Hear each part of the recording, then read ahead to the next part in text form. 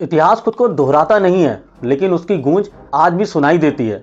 4 फरवरी 1945 को दुनिया की महाशक्तियों ने एक बंद कमरे में बैठकर पूरी दुनिया को 2 हिस्सों में बांट दिया था। आज 2026 में हालात फिर वही हैं। एक तरफ अमेरिका अपनी कुर्सी बचाना चाहता है, तो दूसरी तरफ चीन दुनिया का नया बॉस बनना चाहता है। लेकिन इस बार बीच में एक ऐसी शक्ति खड़ी है जो सिर्फ दर्शक नहीं बल्कि किंग मेकर है, हमारा भारत। क्या हम फिर से किसी महाशक्ति के खेल का हिस्सा बनने जा रहे हैं, या इस बार हम दुनिया को चलाएंगे? नमस्कार दोस्तों, मैं हूं धीरज तिवारी और आप देख रहे हो धीरज.4401 के इस वीडियो में हम इतिहास के उन पन्नों को खोलेंगे जिसने आज की हमारी ये दुनिया बनाई। बात आज से कई दशक पहले की है। 1945 का साल दुनिया का विश्व युद्ध अपने सबसे खौफनाक दौर में था। लाखों जिंदगियां खत्म हो चुकी थीं, शहर मलबे के ढेर में बन चुके थे। लोगों को लग रहा था कि शायद अब दुनिया कभी सामान्य नहीं होगी। लेकिन इसी अराजकता के बीच 4 फरवरी को 3 नेता एक शांत से शहर याल्टा में मिले। इसी को याल्टा मिलन कहते हैं। कैमरे से दूर बंद कमरों में, जिनके फैसलों का असर पूरी दुनिया को पड़ने वाला था। वहां बैठे थे अमेरिका के राष्ट्रपति फ्रैंकलिन रूजवेल्ट, ब्रिटेन के प्रधानमंत्री विंस्टन चर्चिल और सोवियत संघ के तानाशाह जोसेफ स्टालिन। यह कोई साधारण बैठक नहीं थी, या केवल युद्ध खत्म करने की बात नहीं हो रही थी। यहाँ तय किया जा रहा था कि युद्ध के बाद दुनिया को चलाएगा कौन। ब्रिटेन, जो सदियों तक दुनिया पर राज करता रहा, अब थक चुका था। उसकी अर्थव्यवस्था युद्ध ने तोड़ दी थी। चर्चिल के पास साम्राज्य तो था, लेकिन उसे संभालने की ताकत खत्म हो चुकी थी। दूसरी तरफ अमेरिका एक नई शक्ति के रूप में उभर रहा था। उसकी जमीन सुरक्षित थी, उसका उद्योग मजबूत था और उसके पास डॉलर की ताकत थी।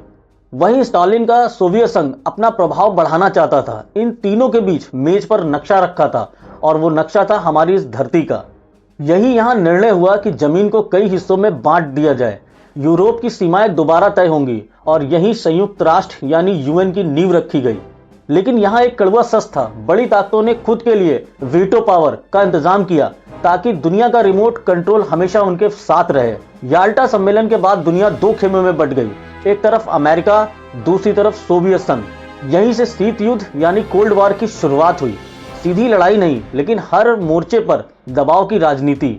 समय बदला, सोवियत संघ टूट गया, अमेरिका सुपर पावर बना। आज एक तरफ फिर से अमेरिका है जो अपनी ताकत बचाना चाहता है, दूसरी तरफ चीन है जो तेजी से हर क्षेत्र में कब्जा करना चाहता है। लेकिन 1945 और 2026 के बीच एक सबसे बड़ा फर्क है। 1945 भारत गुलाम था। हमारी किस्मत का फैसला लंदन या वॉशिंगटन में होता था।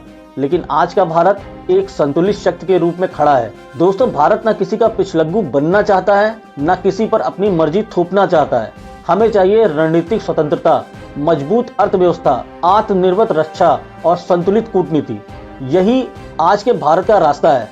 इतिहास हमें सिखाता है कि दुनिया का भविष्य अक्सर युद्ध के मैदान में नहीं, बल्कि बंद कमरों की बैठक में तय होता है। 4 फरवरी को उस ऐतिहासिक दिन को याद करते हुए एक सवाल फिर खड़ा होता है, क्या अगली बड़ी वैश्विक बैठक में भारत सिर्फ एक दर्शक होगा, या भारत होगा जो दुनिया के नियम तय करेगा? आपको क्या लगता है? क्या भारत को किसी एक गुट का साथ देना चाहिए, या अपनी अलग राह बनानी चाहिए? अपनी राय नीचे कमेंट्स में जरूर लिखिए। अगर आपको यह जानकारी अच्छी लगी तो वीडियो को लाइक जरूर करें, और ऐसी ही जियोपॉलिटिकल अपडेट्स के लिए धीरज.4401 को सब्सक्राइब जरूर करें। मिलते हैं किसी और वीडियो में, तब तक के लिए जय हिंद, जय भारत।